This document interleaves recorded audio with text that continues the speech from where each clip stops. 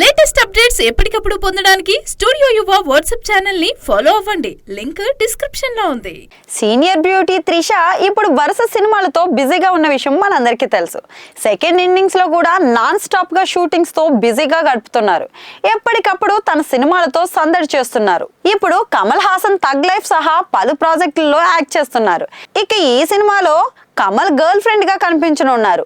మణిరత్నం దర్శకత్వం వహిస్తున్న tug life trailer ఇటీవలే రిలీజ్ అయింది. అందులో యాక్షన్ తో కాస్టింగ్ అంతా మెప్పించారు. యాక్షన్ సీక్వెన్స్ తో ఇంటెన్సివ్ డ్రామాతో తండ్రి కొడుకుల మధ్య వార్గా ఈ సినిమా తెరకెక్కినట్లు క్లియర్ గా తెలుస్తోంది.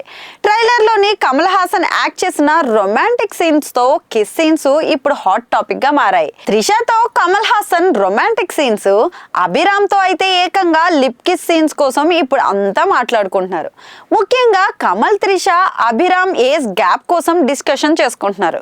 కమల్ హాసన్ వయసు 70 ఏళ్ళు అయితే అభిరామి వయసు 41 ఏళ్ళు, త్రిష వయసు 42 ఏళ్ళు అన్న విషయం అయితే మన అందరికీ తెలుసు. మరి ఈ విషయంలో ముద్దు సీన్స్ అవసరమా అని కొందరు నెటిజన్లు అయితే కామెంట్లు పెడుతున్నారు. మరికొందరు మాత్రం వాటిని సినిమాలో భాగంగా చూడాలని చెప్తున్నారు. అదే సమయంలో త్రిషతో లిప్ లాక్ సీన్ ఉంటే నెటిజన్లు ఇంకెలా స్పందిస్తారోనని కొందరు ఇప్పుడు అభిప్రాయపడుతున్నారు.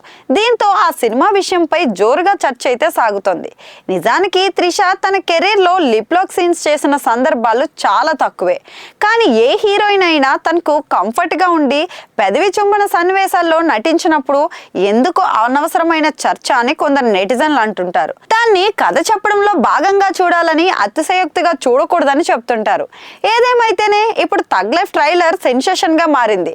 వేరే లెవెల్లో రెస్పాన్స్ అయితే రాబడుతుంది.